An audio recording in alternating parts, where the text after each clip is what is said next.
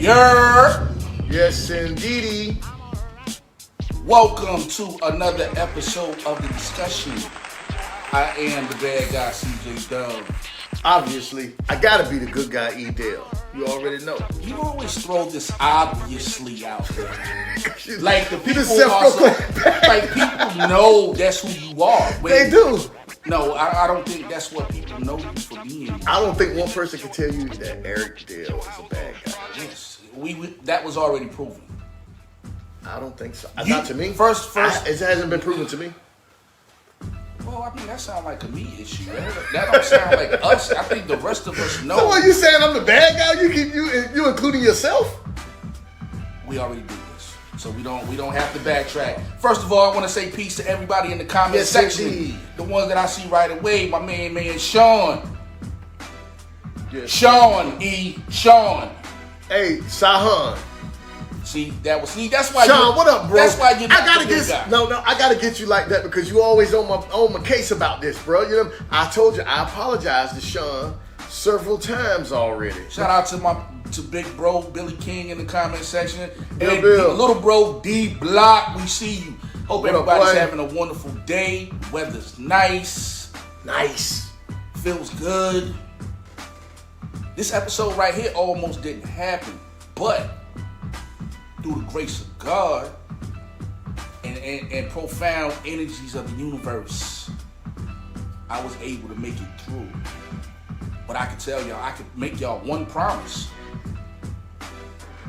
This show right here would not go 1 minute past the time that it's supposed to end. I can promise you that. My bro, you tired, man. We got to get through the show today. So look, let's get the classic of the day, man. So, you know, my bro, he was able to do the show. I appreciate you for it. You know what I'm saying? And let's get you through the show, baby. Let's get the people what they came for. The classic of the day chose to take it back to the golden era of hip hop. You know what I mean? You know that's my favorite era. The golden era is my favorite era. So today's classic happened to be two brothers out of Brentwood, Long Island. Okay. Who was putting it down for years and years, and they were the standard of what underground hip hop was supposed to sound like.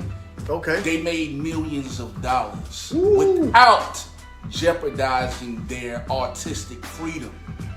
Well, and they were like one of the first groups that I remember to wave that banner and say, yeah, we doing it our way. And for y'all niggas out there that's crossing over, right. We ain't got no love for you. So today's classic, I chose EPMD. Business, never personal. Ooh, they are like that. Definitely icons in the hip hop game. EPMD was the standard. I hated when they broke up. When they split up after that break-in, the robbery that between them in the home and all that. I remember that. It was devastating to me. I hated it. It was devastating for a lot of people. You know what I mean? Because at the time, you got to think about this. What they were doing at that time was unmatched by anybody. When you got your whole squad with everybody in the top 10. Damn, that's crazy. You talking about EPMD, they released their album, which the first single was Crossover, ironically. Put them in the top 10. Daz Effects was in the top 10 at that particular time. Daz Effects was there? Yeah, they wasn't a group. They was in the hit squad. You're right. You're exactly right. You had Daz Effects. You had K Solo, who was in the top 10 at that. You know, Redman. Yep. So you talking about the whole squad? And it was just, it was hurtful when the way that happened. Because it was, man. They were garnering so much success. Right. That it kind of put a damper on everything. But of course, they both went on to do other great things by themselves. The crew split. And you split the crew in half, Split the crew in half. Daz Effects kind of like went with Parrish and Eric and Redman and Keith Murray. Yep. They went on to form Def Squad. Eventually, they got back together and started trying to, put the pieces back together. But by that time, it was kind of like everybody was like a little past their prime. Right. But it was still good music. But Business, never personal though. Ooh, that was a hard album. That's a classic. One of my favorite EPMD albums, actually. So many dope records on here. Chill, Crossover, the Headbanger, Humming Coming at You. Ah, man, like the list goes on and on. What was your favorite record? You know what I'm gonna say? The Headbanger. Nope. You got to chill. Oh. Well, you at the wrong album. You at the wrong album. Which one is that one? This one had the Crossover on it. Crossover, do you remember the Headbanger? This is when the Hit Squad was popping. I remember the album, but I thought You Got to Chill was up there. Nah, You Got to Chill, that's their first album. See, I'm disappointed in you right now. Look, man, I don't know it all. I'm gonna blame this one on the fact that you had a long day at work. No, I didn't. I had a boring day at work. Well, boring day, very boring day. Boring day, long day, it's all the same. But I'm gonna go with we're gonna toast up to the Headbanger, which just happens to be one of my all-time favorite posse cuts. Period. All right, man. Look, let's get into the show, man. We got a great show today, man. And look, the first topic we got on the table today is the Hubert Davis interview. How do you feel about the Hubert Davis interview, the press conference? First of all, just like I said previously, I think that UNC fans, Tar Heel fans, as far as basketball is concerned, are some of the most ungrateful, arrogant. I could come up with several words of how I feel about North Carolina basketball fans these days. I think you guys are gonna miss Roy Williams. And once you go 10 years without a national championship, I think you will begin to say, well, damn, I don't think Roy was that bad. But that remains to be seen. Neither here nor there. Let's put the focus on. We're gonna get a chip within 10 years. Tar Heels, we're gonna get a chip with the team. So, if we had to kick the can with Hubert Davis. So they thought after Dean Smith retired. But okay, let's Hubert Davis decided to have a press conference on his historical placement in UNC. In UNC history, becoming the first black head coach of that university, and I think the fourth in all in that university. No, the fourth. I think the fourth in Carolina. From what I read, he's the fourth black head coach in Carolina. But that's all sports though. Head coach? I don't think so. He's the first black basketball head coach, but in all the sports that North Carolina has to offer, baseball, football. You know what I mean? I may have read it wrong. Then I think that I read. I think I read that somewhere. He said, I listened to the interview. I listened to it, and he said he's the fourth in Carolina history on the school. Well, that's 25% of black head coaches in college in the nation. Right, but we already know that I can name 4 black head basketball coaches off the top of my head easily. Yeah. So I think what he meant was he was the fourth at North Carolina. Yeah, that's what he said. I think, and that's including all sports like football. Baseball. Look, enough of that. Why did get to the part where he was talking about the crazy stuff? He was proud during this mix to announce to the world that he has a white wife, and he's proud of his white wife. My personal opinion, I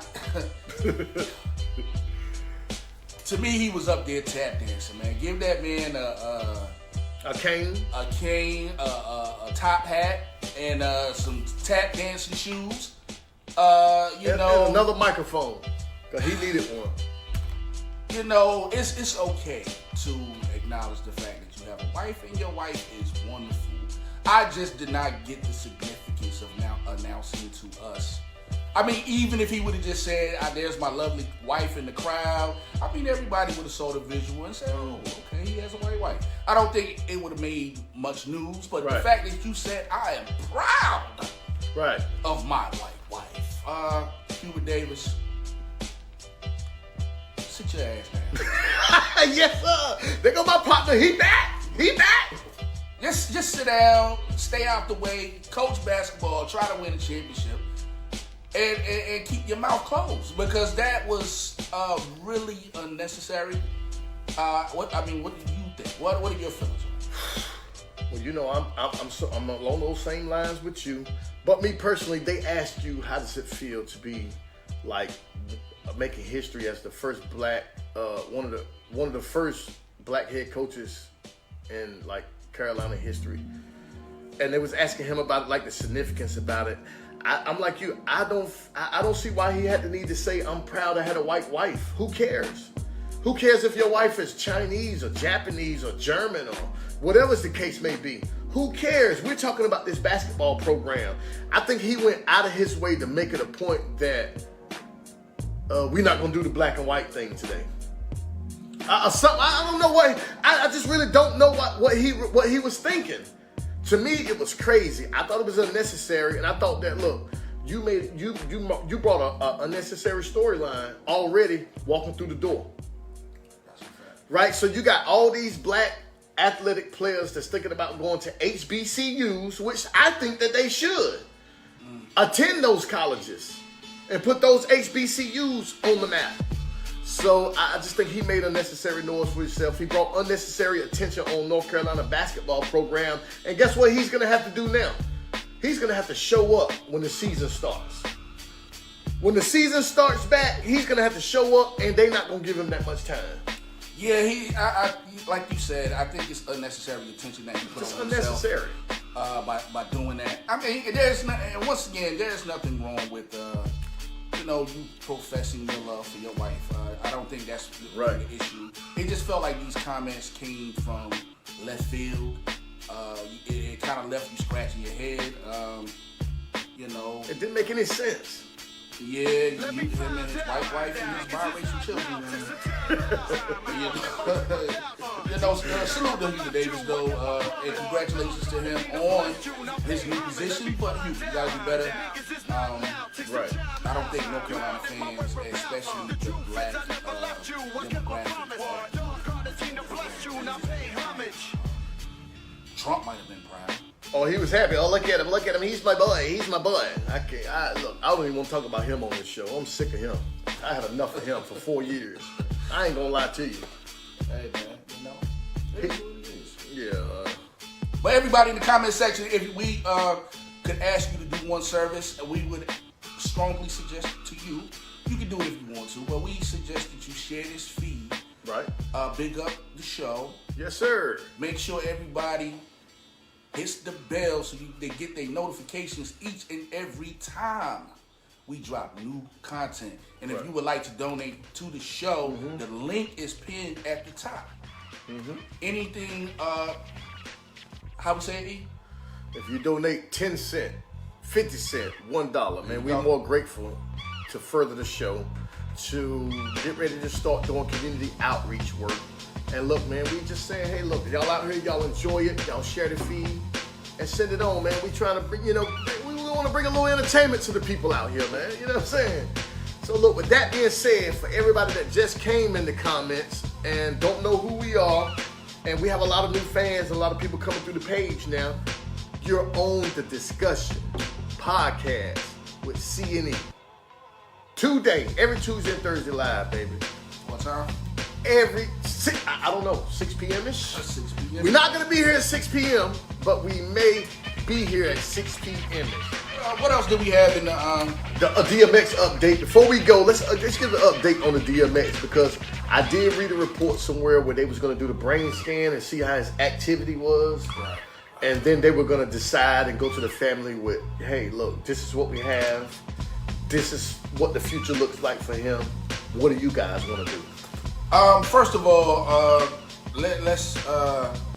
we gonna continue to pray for DMX. I'm gonna say that first, right? Because what I'm starting to see is a whole lot of condolences, type of energy that's coming from man. And one thing that we know for sure, DMX had a relationship with God. He did. And through God, anything is possible. Anything is possible. So it's not over for him yet. And I suggest that everybody puts out that type of energy. Continue to pray, have faith, and know he's going to pull through it. And I think if we put out that type of energy, anything is possible. He can't overcome this. But that's love. When I start to see a whole lot of, sending out my condolences, and it's like people have given up on him. There hasn't really been a real update on DMX in a couple of days. It hasn't. They've said that they're trying different things, different brain scans. I think the last one I read was there was very little brain activity going on with him, and he remains in a coma in a vegetative state. Mm-hmm. And that's tough, man. Outside of that and the vigils outside the hospital with the family and different artists and entertainers standing outside the hospital showing love and praying, they really haven't been, too much to go on with that. Can you imagine having a spirit that just can't function in your body? A spirit. Imagine that your soul, your conscience. You know what I'm saying? Imagine you not being able to talk to yourself. Or imagine you are talking to yourself. See, and that's the thing about... Oh, that as well. Oh, man, that is crazy. That in, the thing is, we don't know what happens next. We can assume. There are many different theories or whatever. Right. But we really don't know. And as somebody who has experienced, I guess you could say near death, you don't really remember much. There's a sense of, I know in my situations that I've had close death encounters, and the most recent, you remember one thing and then you don't remember nothing at all. Yeah.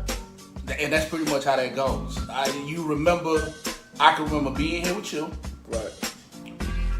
What happens in between that in the hospital, and you might like, okay, where these lights come from? Like, you know what I mean? Where you're not really privy to everything that happened beforehand, and it's almost like a deep sleep.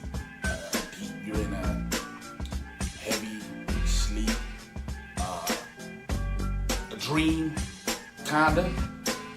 And like I said, I'm not comparing my situation to, what it is DMX is going through. But what I can say, if you're ever been in that situation,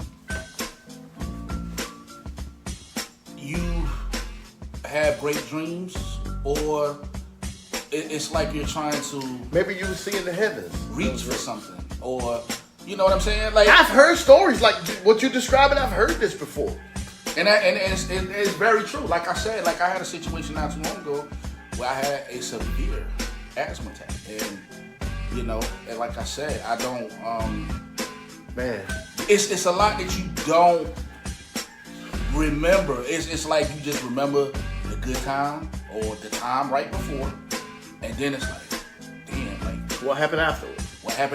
And then somebody might tell you, hey man, I had to resuscitate you, man, I had to, you know what I mean? And you're like, well damn, I don't remember them. The brain just went dark. I don't remember none of that, man. But I am sore, nigga. How hard did you press on me, bro? I'm bruised. Okay. But, I make light of it, you know what I'm saying? But at the end of the day, DMX and his relationship with God, he could be having a long conversation with God. Right? He could be. He could be. So it's not over for him yet. I strongly suggest to everyone, let's not put that energy out there for him. Right. X, man, look, we want to see X survive, man. We want X to come back. He's a hip-hop icon. He's everything that we was. We wanted to be like him. We wanted to follow him. You know what I mean? We didn't, want to do some of the things he did, but we wanted to follow X. We love X, man. We want to see him. And our prayers goes to his family, man. Our prayers go to his children, his significant other, his wife, if he was married. Look, we want to shout him out, man, on the CNE discussion, man, because that's important. We got to support our people. We got to support our own. and we got to look out for each other, man. That's just what it is. I have a question for you, which is, in regards to the DMX situation. How long,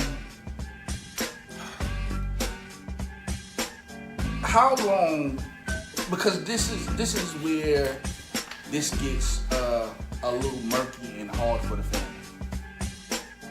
Because it would be great if we were in a fair world where somebody would recognize your trauma and your pain that you're going through, right, and say, okay, we're going to do everything we can do to support you. Mm-hmm. Don't worry about money. Don't worry about this, that, and the third, right? Right. And the icon DMX is in hip hop. It seems like one of these millionaires or billionaires would say, whatever it takes. That's just my opinion. If he is having financial situations.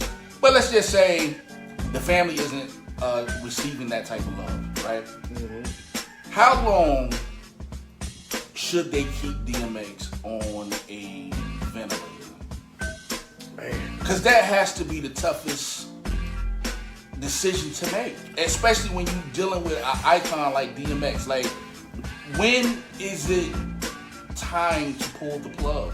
Because that's what they're getting ready to be faced with, if not already. First, if I know him the most and I'm the closest to him, the first thing I would say, I would think about, and even with my own struggling with making the decision, I would first ask myself, what would X want? I mean, in this state, if X was here right now and he was in this state, what would X want? I just don't think X would want to sit around brain dead or just sitting around. I don't know. I don't know. Don't give me that. I don't know, because I don't know what to say. I don't know. I can't give you a great answer to that. My answer may not be correct. I may say something wrong. Somebody may be upset with me. But me personally, if it was my loved one, if it was my brother, and I know my brother, right? And I know how he lives, how he like to move. I just don't. I don't. That has to be. And shout out to my main man, one of my favorite DJs, by the way. Man, it's crazy. J.H. Teller, who was kind of building with me the other day on how he had to make that decision with his mother. And how difficult of a decision that was. I don't know, man. Because, life goes on afterwards. Right. And, every day that you're in that hospital, using that equipment, the bill gets higher and higher and higher, and these companies, somebody they're gonna collect from somebody, mm-hmm. And if you don't have the overall support of the community or whatever, and from my understanding, DMX has 15 children, something. Wow. He has a lot of children. So this man got a whole family that. If he, was to meet his demise, then, I don't know the ages of these children, but he has family members that, probably depend on him. So, man, that's a tough one, man. Look, it almost gets me emotional because I've experienced a similar situation to this. You know what I'm saying? Right. Somebody close to me, and those things are not easy. Decisions like that don't come easy.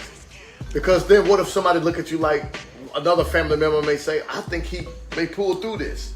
I know him just as good as you know him. You know what I'm saying?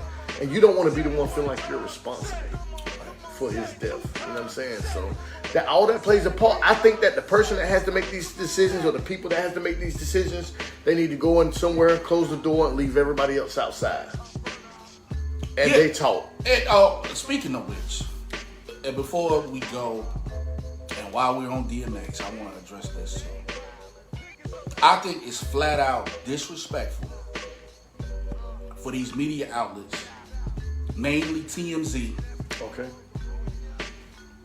in the New York Post. Right. Why are we talking about this man's issues? Why are we discussing DMX lost 5 houses? Why is this even a topic of conversation at this present time?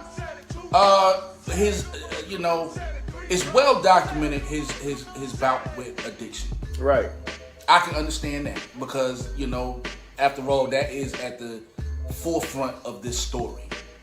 But when you start digging deeper and going into this man's different troubles that he's had through the years. Right. Okay, it comes from addiction or whatever. Mm-hmm. Why are you printing articles like that? I don't get that either, man. And that is so disrespectful. It almost seems like when someone black dies, or especially someone of significance, this is what you do. This is what you put on display. You know what I'm saying? And I don't like it, man. I don't like you putting stories out like, what does it matter? He lost 5 houses. This man fighting for his life. He's well loved in the black community, and I know he's well loved in the white community as well. Because there are a lot of white people that love X. So I'm just saying, look, why we have to do this? This is what I can't stand about the media and corporate America. That's what I can't stand about it. This stuff burns me up. And then this rapper, this is crazy. What's his name? Sada Baby or Sada Baby? I don't know who he is, but he used this time to, clout chase off of DMX being in the hospital. And I'm just crazy, like, this man. stuff is, it's terrible. Some of this stuff you just cannot make it up. Like, you know what I mean? Like, what in the world is wrong with these people? Look, man. I don't get it. You never will. I don't think, look, that's why I always say, I can't expect people to be like me. That's a fact. I can't expect people to feel like I feel, see things the way I see things, or visualize or the way I see things. You know what I'm saying? Right. And if I put that expectation on them, I'm putting too much on them because I know I'm solid. Right? That's how I see I'm solid. I'm going to always stay solid. You know what I'm saying? I'm going to stay true to who I am. I'm going to stay true to myself, God, and my family. So, I mean, look, and there are those times, like I say, even as a man, where you have to check yourself. Any decent human being, male or female, have to check themselves sometimes. So I'm just saying, look, man, I don't like them putting the stories out like that. I think these things right here are very distasteful, and they're not good. You know what I mean? You can't discredit the black community or the hip-hop community for putting these stories out here. DMX is going to be an icon. We're going to love him always, no matter what you say. I agree.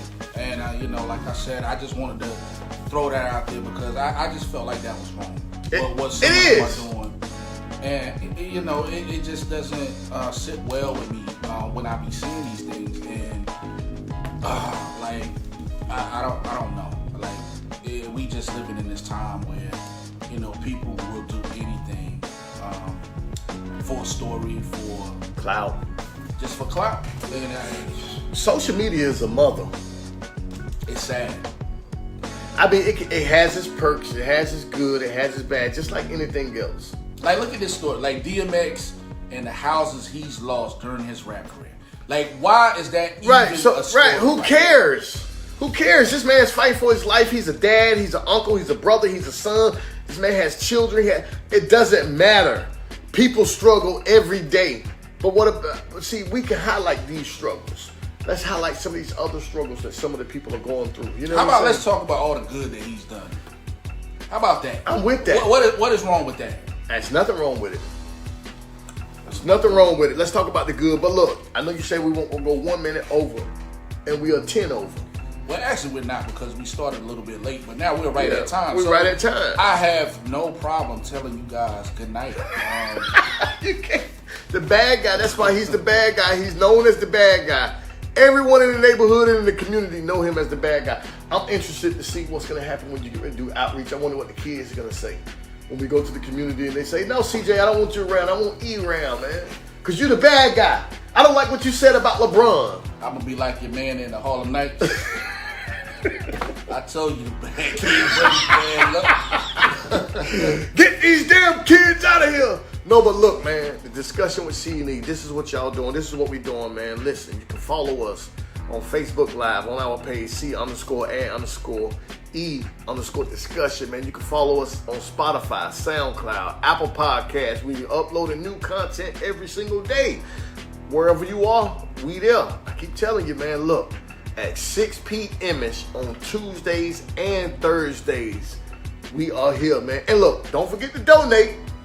Click the link, donate further the show, continue the show, share the feed, hit the like button, go to YouTube, subscribe, all these things, man. Instagram, we there for you, baby. Check us out. Yeah, shout out to everybody who took the time to tune in today. We will be back on Tuesday. At what time? 6 p.m.-ish. Because why? We're the most consistent. Yeah, that too. But you know, brothers always late. Well, yeah, that too. Brothers always late.